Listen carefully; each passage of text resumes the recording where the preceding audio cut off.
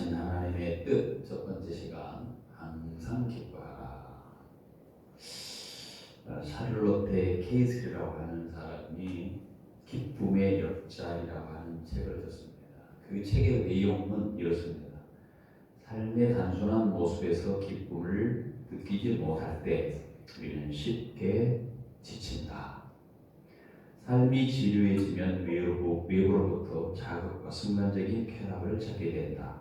아이스크림이나 카페인, 컴퓨터 게임, 쇼핑, 섹스 또는 자극적인 음악을 찾는 것이다. 물건을 사들이면서 텔레비전을 보거나 담배를 피우면서 영원히 아닌 외부로부터 기쁨을 찾으려고 했습니다. 이 내용들을 보면 이 기쁨의 옆자리라고 하는 그 책의 내용들을 보면 정말 우리의 모습이 그렇지 않은가 하는 생각을 하게 됩니다. 외부적인 자극을 통해서 쾌락을, 즐거움을 추구하는 우리의 모습의 일상이 아닌가 생각을 해봅니다. 뭔가 재미있는 거 없을까? 그래서 생각하다가 TV에 많이 나오잖아요. 맛집을 찾아가자.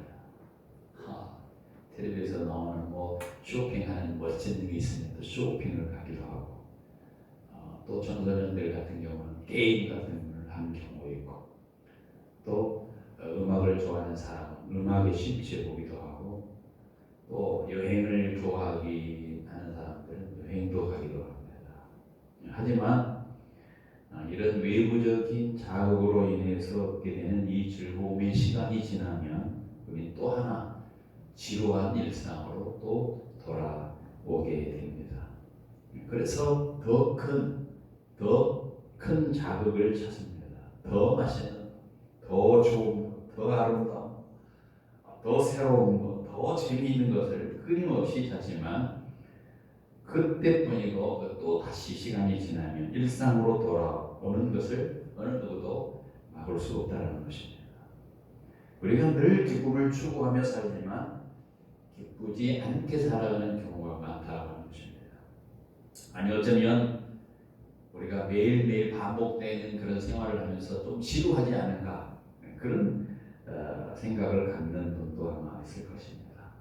우리가 읽었던 오늘 본문 갈라디아서와 빌립보서에 있는 이 말씀을 보면 우리가 다시 한번 우리 자신을 돌아보게 되고 정말 우리 속에 있는 기쁨이 무엇인가를 어떻게 해서 우리가 그 기쁨을 누릴 수 있는가를 우리가 생각할 수 있습니다. 빌립보서 4장 4절 이 말씀에 보면 주 안에서 항상 기뻐하라. 내가 다시 말하노니 항상 기뻐하라. 어떻게 이게 가능할까요? 어떻게 항상 주를 기뻐할 수 있을까요? 더 자극적인 그런 쾌락을 추구하고 즐거움을 추구한다 해도 시간이 지나면 지루해지고 시간이 지나면 일상으로 돌아오면 또 마찬가지인데 어떻게 항상 기뻐할 수 있을까요? 이런 일이 가능하긴 하겠는가? 물론 가능합니다. 어떻게 가능하는가? 오늘 빌립보서 4장 4절 말씀에 보니까 주 안에서 항상 기뻐하라. 여기 보니까 어떻게 기뻐할 수 있느냐? 주 안에서 기뻐할 수 있다. 주 안에서.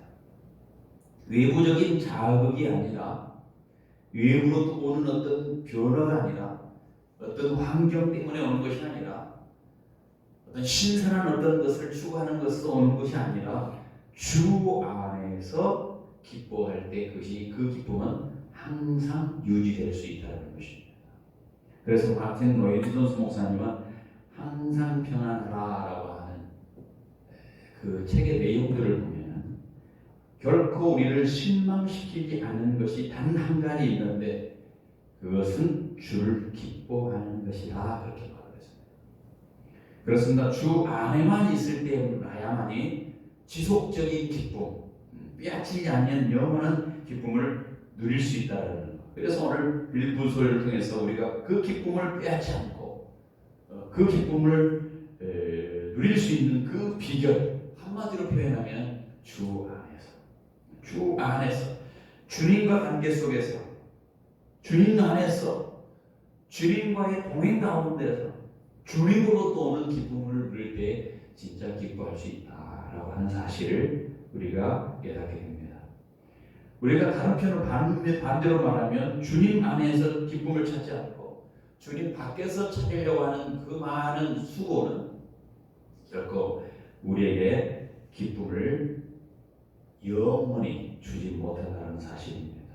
진정한 기쁨은, 영원한 기쁨은 그치지 않는 기쁨을 우리가 누려야 되는데 그 기쁨이 어디서 오는가? 우리가 빌립보서를 읽고 우리가 또 데살로니가전서에 있는 5장에 있는 말씀을 읽었습니다만은 이 데살로니가 5장에 있는 말씀 보면은 하나님이 우리를 향한 뜻이 세 가지 있는데 항상 기뻐하라. 항상 기뻐하라. 쉬지 말고 기도하라. 범사에 감사하라. 이는 그리스도 예수 안에서 우리를 향한 하나님의 뜻이다. 그래서 오늘 우리가 첫 번째 시간으로 항상 기뻐하는 거예요. 주님이 원하시는 뜻, 항상 기뻐하는 거예요. 왜 하나님께서 우리를 향해서 항상 기뻐하시기를 원했을까요? 왜 하나님께서 그런 뜻을 가지고 계셨을까요? 이유가 있겠죠. 그것이 진정한 하나님의 자녀의 모습이기 때문에 그렇습니다. 여러분, 항상 기뻐하는 것은 하나님의 뜻입니다. 요즘 코로나로 인해서 또 뭐 여러 가지 고물과 뭐 여러 가지 주위 환경을 위해서 얼마든지 우리는 실망하고 인상 찌푸리고 화낼 일이 많고 낙심할 일이 많이 있습니다만, 그러나 그럼에도 불구하고 우리는 하나님이 원하시는 뜻을 이루어야 되는데 그 뜻이 뭐냐? 항상 기뻐하는 거예요. 성경에 기쁨이라는 단어가 많이 나오죠. 즐거움, 희락 이런 단어가 나오는데 이런 단어의 원어는 다르지만 특별히 구분시켜서 생각가 사용하지 않아도 무방할 정도로의 전부 뜻은 뭐냐? 기쁨이 기쁨, 즐거움입니다. 주님은 기쁨을 주시는 분이라는 걸 우리가 알게 됩니다. 세례 요한의 어머니가 세례 요한을 뱃속에 잉태했을 때 예수님을 잉태한 마리아가 자기 어머니 마리아가 그 세례 요한의 엘리야 잉태하고 있는 어머니 엘리사벳을 찾아오게 되는 거죠. 그때의 세례 요한은 마리아의 뱃속에 있는 예수 그리스도로 인해서 기뻐하여 뛰놀았다. 성경에 표현되어 있어요. 누가복음 1장 44절에 보니까 보라, 내 문화하는 소리가 내 귀에 들릴 때 아이가 내 복중에서 기쁨으로 뛰놀았도다. 주님이 어머니인 마리아가 태중에 예수님을 잉태했는데 세례 요한의 어머니가 세례 요한의 그 태를 품고 있는 엘리사벳을 볼 때에 그 아이가 태중에서 기뻐 뛰어놀았다는 거예요. 그 무슨 말이냐면은 주님이 기쁨을 주시는 분이라는 것을 단적으로 보여주는 하나의 예입니다. 신앙생활에는 주님을 만나고 주님과 함께 사는 것이라고 말을 합니다. 그런데 진짜 주님을 만난 사람과 그렇지 못한 사람의 특징이 있는데 진짜 주님을 만나는 사람은 기쁨이 충만하게 될 수밖에 없다는 거예요. 그렇지 못하고 반대로 주님을 진짜 만나지 못한 사람은 기쁘지 않습니다. 일시적인 기쁨입니다. 주님을 만나고 주님과 함께 살면은 기쁨이 충만해지는 이유가 있습니다. 그것은 바로 제일 중요한 일은 주님을 만나면 우리 모든 죄의 문제가 해결되기 때문에 그렇습니다. 우리들의 마음이 어둡고 우울하게 만드는, 우리를 힘들게 하고 지치게 하는 그런 모든 가장 큰 원인이 뭐냐? 죄입니다. 죄. 그런데 주님을 만나면 죄의 문제가 해결되기 때문에 주님을 만나고 주님과 함께 살면 그 속에 기쁨이 충만할 수밖에 없는 것이죠. 창세기를 보면 하나님께서 사람을 만듭니다. 에덴 동산에서 하나님께서 사람을 만들고 에덴 동산에 살게 해주십니다. 그때 아담과 하가 범죄하여서 사망 선고를 받습니다. 그 땅이 저주를 받습니다. 남자는 열심히 땀을 흘려야만이 먹고 살 수 있겠습니다. 여인은 임신하는 고통을 크게 더해지는 그런 저주가 있는 것입니다. 그리고 그들이 잃어버린 것이 있습니다. 그건 뭐냐? 바로 기쁨을 상실하게 되죠. 그들이 에덴 동산에 쫓겨나게 됩니다. 에덴 동산이라고 하는 그 뜻은 뭐냐면 기쁨이라고 하는 거예요. 기쁨. 하나님께서 에덴 동산에 사람을 만드시고 기쁨의 동산에 살게 했는데 사람이 범죄하여서 사망에 이르자 기쁨의 동산에서 쫓겨나고 기쁨도 상실하게 되는 것입니다. 사람은 죄 때문에 기쁨을 이루는데 주님이 어떤 분이냐? 죄를 해결하기 위해서 오셨지 않습니까?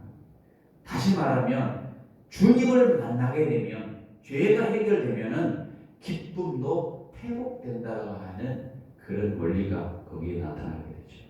그래서 사도행전 3장 19절에 보면 전도하면서 이렇게 말을 합니다. 그러므로 너희가 회개하고 돌이켜 너희 죄 없이 함을 받으라. 이같이 하면 새롭게 되는 날이 주 앞으로부터 이를 것이다. 회개하고 죄 없다함을 받으라. 죄 사함을 받으면 새롭게 되는 날이 주님 앞으로부터 이른다. 그런 표현했습니다.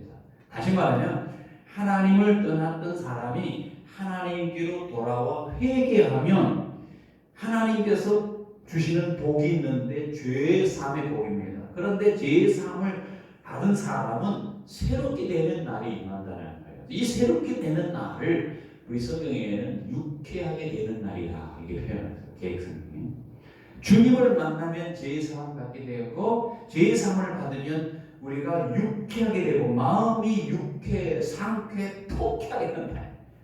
기쁨이 넘친다는 기쁨. 주님을 만나면 마음이 즐거워지는 거예요. 이게 기쁨의 회복입니다. 주님이 주시는 기쁨의 강도는 세상에 주는 기쁨의 강도와 다릅니다. 그래서 성경에 10편, 3편, 7편에 보니까 주께서 내 마음에 두신 기쁨은 그들의 곡식과 새 포도주가 풍성할 때보다 더하나이다.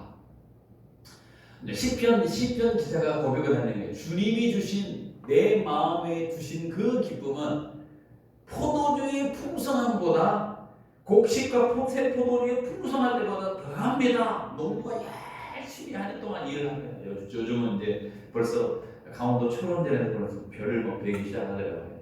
추석이 다가오니까 이제 넓은 들에 익은 곡식들이 있죠.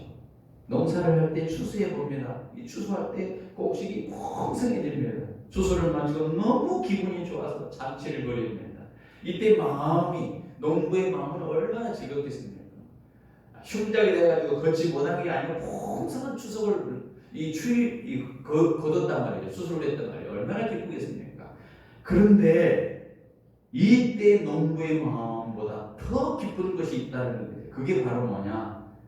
주님이 주신 기쁨이라고 합니다. 사업을 준비하는 청년이요. 좀 더 피부에 아닿게 설명을 해볼게요. 취업을 준비하는 청년이 수많은 회사의 문을 들이대면서 이력서를 지원했습니다. 근데 번번이 실패합니다. 수십 장을 넣었지만 다 거절당해요.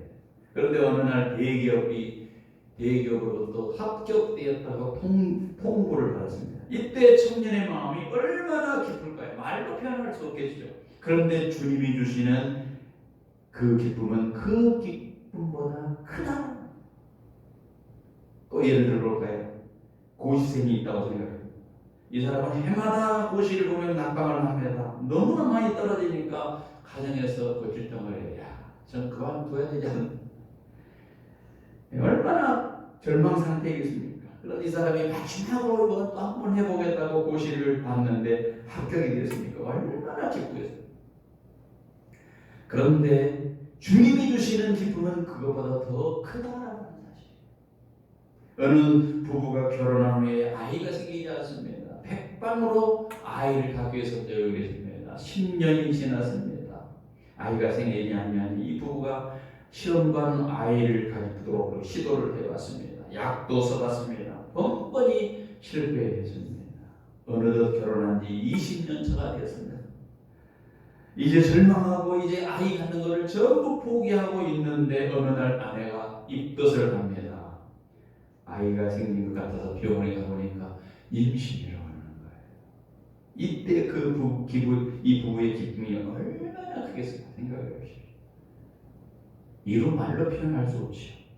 그런데 주님이 주시는 기쁨은 이보다 더하다. 제가 왜 이 비슷한 내용의 예를 여러 번 반복합니까? 주님이 주시는 기쁨은 세상이 주는 어떤 기쁨보다도 더 크다고 하는 사실을 강조하고 싶기 때문입니다. 여러분, 신앙생활을 하면서 기쁨을 잃어버리는 것은 안 된다는 거예요. 물론 원치 않게 기쁨을 잃어버릴 수도 있습니다. 고난이 너무너무 닥치면 기쁨을 잃어버릴 수도 있습니다. 여러분, 갱년기 때 기쁨을 상실할 수도 있어요. 신체적인 변화로 인해서, 호르몬 변화로 인해서 기쁨을 잃어버리고 짜증낼 수도 있습니다. 하지만 속히 회복해야 됩니다. 그 이유는 우리가 기쁨을 잃었다는 것은 그만큼 내가 하나님과 거리가 멀어졌다는 사실을 보여주기 때문입니다. 물론 주님과 가까이 지내지만 기쁨을 잃을 때도 있습니다. 감당하기 어려운 시험이 있을 때 주님과 함께 있어도 기쁨을 잃어버릴 수 있어요. 너무나 힘든 시간들을 보낼 때 때로는 기쁨을 잃어버릴 수 있습니다. 그러나 그것은 보편적인 것이 아닙니다. 좀 이상하게 들을지 모르지만 신앙생활을 하면서 기쁨과 즐거움을 잃어버리는 생활을 한다. 그것은 일종의 저주라고 할 수 있어요. 신앙생활에는 아무 재미가 없어. 이건 저주예요, 저주. 성경 한번 볼까요? 신명기 28장 47절을 볼게요.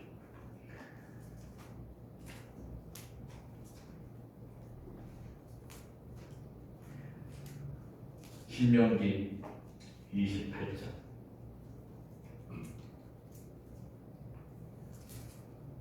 47절 같이 한번 읽습니다. 47절 48절 같이 있습니다. 내가 모든 것이 풍족하여도 기쁨과 즐거운 마음으로 내 하나님 여호와를 섬기지 아니함으로 말미암아 내가 줄이고 목마르고 헐벗고 모든 것이 부족한 중에서 여호와께서 보내사 너를 치게 하실 적군을 섬기게 될 것이니 그가 철몽에를 내 목에 메어 마침내 너를 멸할 것이라. 하나님께서 지금 이스라엘 백성이 가나안 땅에 들어간 후에 하나님의 말씀대로 살면 복을 받고 하나님의 말씀을 순종하면 저주를 받을 것이라는 것에 대한 설명을 하는 중에 여기에 보면 이스라엘 백성들이 줄이고 목마르고 헐벗는 그런 필적한 상황을 말씀합니다. 또 이스라엘 백성들이 대적을 섬기게 되고 그 대적이 철멍에를 만들어서 이스라엘 백성에게 맬 것이다 이렇게 말씀했습니다. 이 말씀에서 이 대적은 영적으로 마귀예요. 그리고 이 대적인 멍에를 가지고 이스라엘 백성을 매는 것은 즉 하나님의 백성들이 마귀의 포로가 될 것을 말씀하신 것입니다. 그런데 여기서 말씀드리고 싶은 것은 그렇게 되는 원인이 있다는 거예요. 그렇게 포로가 된 원인이 있다는 거예요. 47절만 한번 읽어보십시다. 내가 모든 것이 풍족하였다. 기쁨과 즐거운 마음으로 내 하나님 여호와를 섬기지 아니함으로 인해서 신앙생활하는데 기쁨과 즐거움으로 하나님을 섬기지 않기 때문에 그러한 저주가 임한 모습이라는 거죠. 포로가 되는 마귀가 대적이 그를 짓누르고 그를 얽매는 그런 상황에 놓이게 된다는 것입니다. 여러분, 우리가 정말로 신앙생활하는데 기쁨과 즐거움이 없을 때에는 우리 자신 한번 돌아봐야 돼요. 저는 여러분 모두가 정말 하나님이 주시는 그 기쁨 항상 누리는 여러분과 제가 되기를 바랍니다. 어떻게 하면 우리가 이 기쁨을 누릴 수가 있을까? 세 가지만 말씀드리려고 합니다. 첫 번째, 마음을 아프게 하는 가시와 독을 제거하라는 거예요. 우리가 잘 알고 있는 이상근 박사라고 있습니다. 성경의 주석가죠. 이 이상근 박사님이 한국교회 보배입니다.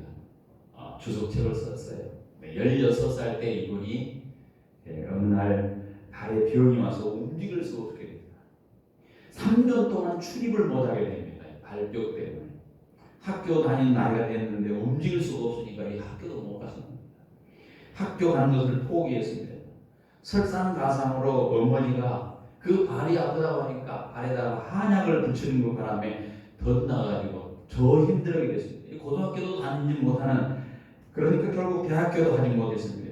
집안에 앉아가지고 이분이 꼼짝 못하고 하는 일이 뭐였으면 성경을 읽었습니다. 성경을 읽었습니다. 성경을 거의 다 외울 정도로 읽었습니다. 그래서 성경 박사가 되었습니다. 이분이 바로 한국 교회사에서 참으로 위대한 업적을 낳는 주석가예요. 이상근 주석을 표현한 그런 분이십니다. 그가 꼼짝없이 성경을 읽다가 하나님의 말씀을 연구하고 연구해서 주석책을 쓴 것입니다. 여러분, 이 성경학자가 되게 되는 그 계기를 하나님께서 물론 그러한 것을 통해서 마련해 준 것은 사실입니다. 그러나 그 많은 시간 동안 그가 그로 인해서 고통을 당했었습니다. 여러분, 그가 60년 동안 이 발병으로 인해서 고통을 당했습니다. 1993년 그가 은퇴를 하게 됩니다. 은퇴하면서 외과 의사의 권유로 수술을 받게 됩니다. 수술을 받으면서 수술을 하는 과정 때 그 결과 중에 놀라운 일이 하나 발견되게 됩니다. 사람들이 너무너무 놀라게 됩니다. 발뒤꿈치에 1cm가량의 머리카락 굵기에 철사가 거기에서 나온 거예요. 1cm가량의 머리카락 굵기에 철사가 발목에서 수술할 때 나와요. 어렸을 때 이분이 맨발로 돌아다닐 때 철사에 찔린 것이 속에 들어가서 평생 동안 이 사람이 가시가 된 겁니다. 그것을 이제 60년 만에 이분이 수술을 하면서 발견을 하게 됩니다. 이 철사 때문에 책만 보다가 대학도 못 가고 그 가시 때문에 60년 동안 수많은 고통을 당한 것은 사실입니다. 물론 그것을 통해서 하나님께서 하시는 일이 있었죠. 성경 주석을 쓰게 한 것은 대단한 일이었습니다. 그러나 개인적으로 볼 때 엄청난 고통을 당했습니다. 여러분, 사람의 마음에는 가시와 독이 있습니다. 가시와 독을 10년 품고 다니면 마음을 가지고 있는 10년 동안 마음속에 기쁨을 잃어버리고 고통 중에 사는 것입니다. 60년 품고 다니면 60년 동안 마음의 기쁨을 잃어버리고 고통 속에 살아가는 것입니다. 미움의 가시의 독은 반드시 제거해야 돼요. 이 마음속에 있는 독은 반드시 없애야 돼요. 사람의 마음에 가시와 독 이런 것들이 있습니다. 우리가 눈으로 보이지 않지만 경쟁심, 열등의식, 비교의식, 욕심, 낮은 자존감, 분노, 염려, 미움, 질투, 시기 이런 모든 것들이 사람의 마음속에 있는 가시와 독입니다. 그것 때문에 힘들어하는 이것을 제거하지 않으면 우리의 마음이 마치 가시에 찔리고 있는 것처럼 가시에 찔리고 있는 발처럼 아프고 괴로워서 기쁨을 누릴 수가 없는 겁니다. 자기의 마음에 있는 가시와 독을 제거하지 아니하면 기쁨을 누리지 못하고 항상 힘들게 살아가게 됩니다. 먼저 자기 속에 있는 무슨 독이 있는가, 무슨 가시가 있는지 한번 봐야 됩니다. 보지 아니하면 어떤 것이 있는지 모르기 때문에 어떤 것이 있는지 모르기 때문에 제거할 수도 없습니다. 어떻게 우리가 그것을 볼 수 있느냐? 어떻게 우리 속에 있는 가시와 독을 볼 수 있느냐? 그것은 하나님의 빛을 비출 때, 하나님의 빛을 받아야 자기 안에 가시가 있는지 독이 있는지 알게 된다는 겁니다. 하나님의 빛은 예수 안에 있다고 성경은 말합니다. 우리가 예수님을 찾으면 그분의 빛이 우리 안에 들어오게 되고, 주님의 그 빛이 우리 안에 들어오면 우리 속에 있는 가시와 우리 속에 있는 독을 우리가 눈으로 보게 되면, 내가 미워하겠구나, 내가 열등의식 가운데 살아가고 있구나, 내가 비교식 속에, 내가 너무 욕심을 가지고 살아가고 있구나, 내 마음속에 있는 가시와 독을 발견하게 되는 것입니다. 요한복음 8장 12절에 예수께서 말씀하여 이르시되 나는 세상의 빛이니 나를 따르는 자는 어두움에 거하지 아니하고 생명의 빛을 얻으리라. 캄캄한데 사방이 캄캄한 가로등이 하나도 없는 곳이지만은 빛 아래 있으면 환히 비춰지지 않습니까? 마찬가지로 우리가 주님을 찾을 때, 주님의 빛 아래 들어갈 때 우리가 주님 앞에 나와 예배할 때 우리는 빛 아래로 오는 거랑 다름이 없습니다. 주님이 비추는 그 등불 아래 나오는 거랑 다름이 없습니다. 그래서 제대로 하나님께 예배하면서 그 자기 안에 있는 빛, 자기 안에 있는 어둠, 저 무엇인지 그 빛으로 비춰보게 되는 것이, 우리가 주님을 부르며 기도할 때도 우리는 주님의 빛 아래 내려가는, 앞으로 나아가는 것과 다릅니다. 그래서 기도하는 사람은, 많은 사람이 그렇게 해요. 영적인 눈이 열렸다, 영안이 열린다. 주님을 만날 때 영안이 열린다, 그렇게 말합니다. 민수기 24장 4절에 보면요, 하나님의 말씀을 듣는다, 전능자의 환상을 보는 자, 엎드려 눈을 뜬 자가 말하기를. 이 무슨 표현을 하냐면은, 발람이 자기 자신에 대해서 어떻게 말을 하고 있냐, 하나님의 말씀을 듣는 자라고 말합니다. 전능자의 환상을 보는 자, 엎드려 눈을 뜨는 자, 이게 전부 다 뭐냐, 엎드려 눈을 뜨는 자는 기도하는 자, 엎드려서 기도하는 자가 눈을 뜬다는 거예요. 빛을 본다는 겁니다. 그러니까 우리가 하나님 앞에 나와 기도하고 하나님을 향해서 우리가 나아갈 때 우리가 우리 마음이 비춰지는, 빛이 비춰지는, 그래서 빛 안에 거하게 되는 것입니다.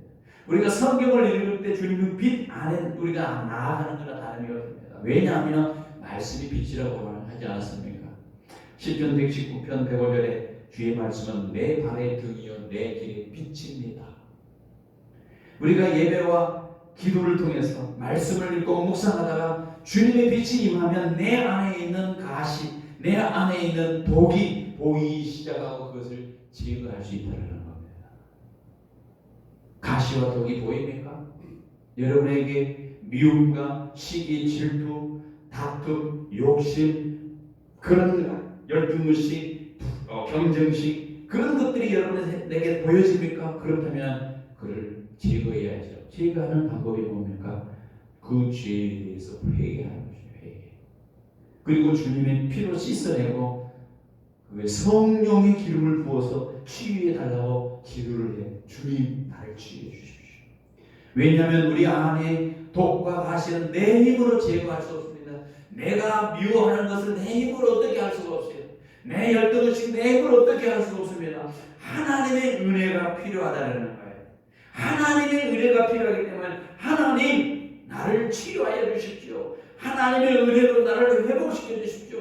그 빛으로 나아가서 그 빛으로 보여서 그 빛을 보고 그것을 해결해야 해요. 그때에 마음 아파하는 가시와 마음을 아프게 했던 독을 제거할 때 비로소 우리 속에 뭐가 생깁니까? 기쁨이 들어오는 기쁨. 미워하는 마음이 있어서 우리가 기쁨을 누리지 못합니다.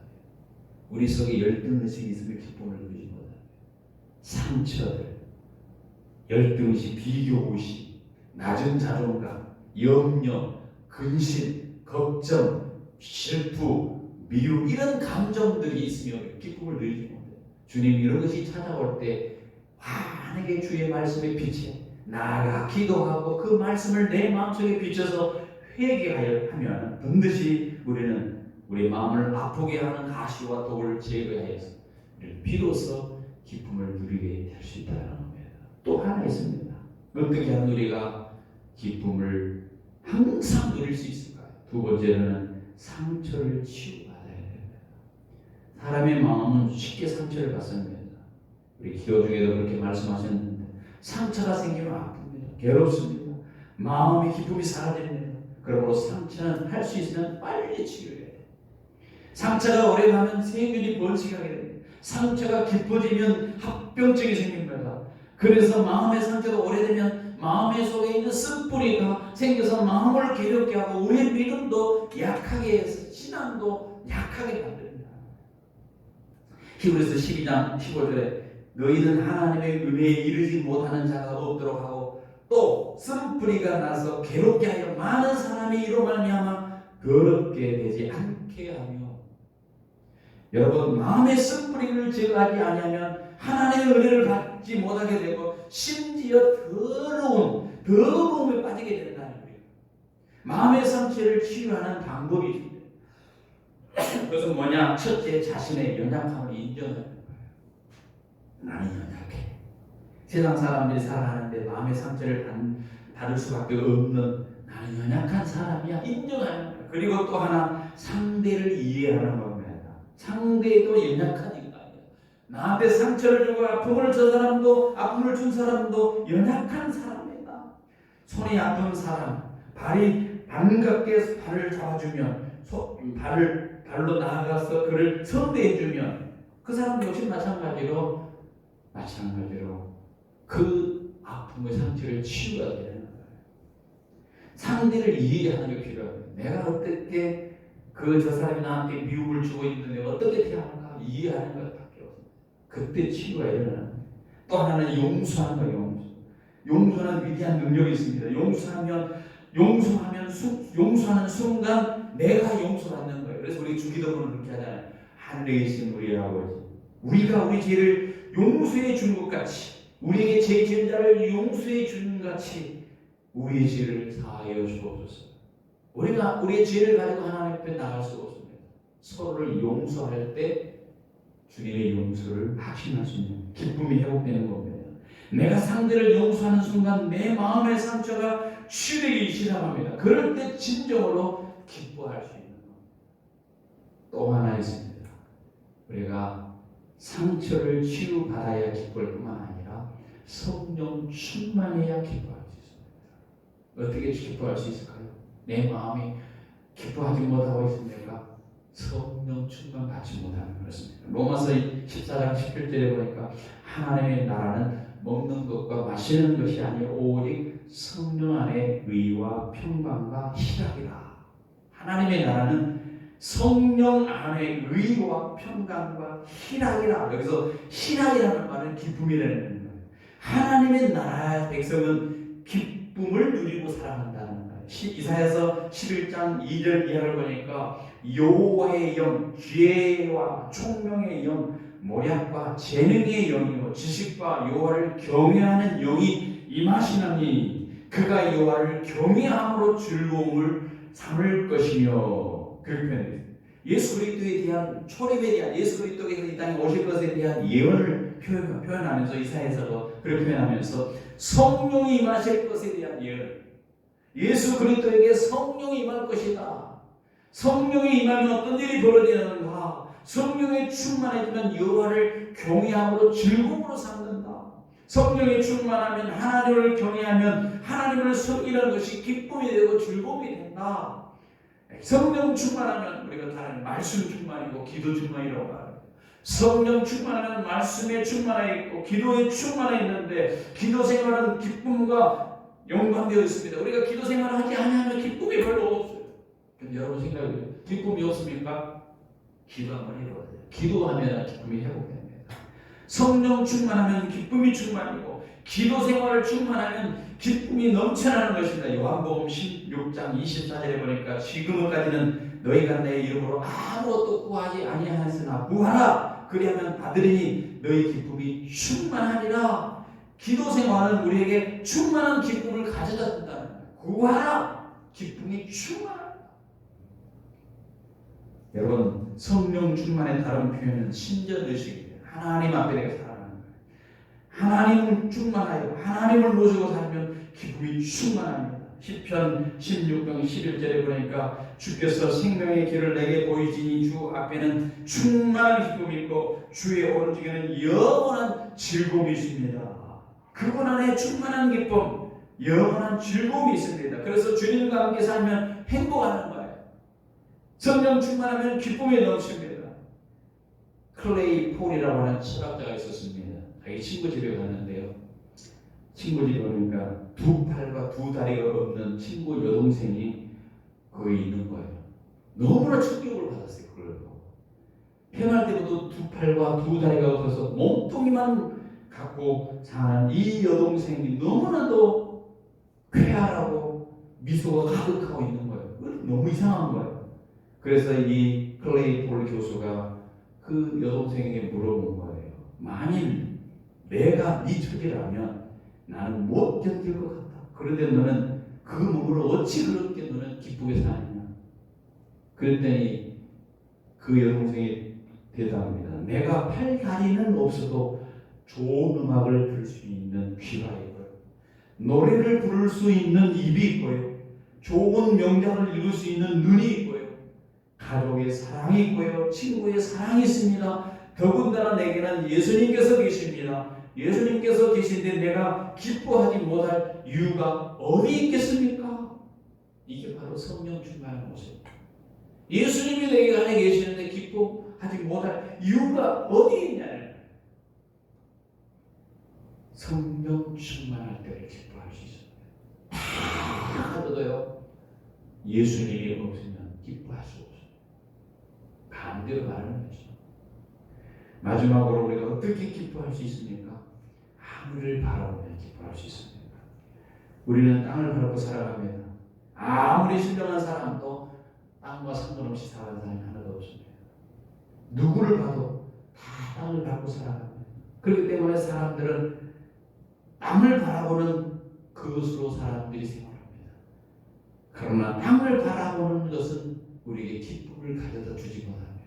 우리를 실족하게 하고 낙심하게 하고 염려하게 하고 걱정하게 하고 우리를 우울하게 만들고 우리의 기쁨을 잃어버리는 그런 요소들이 너무 많습니다.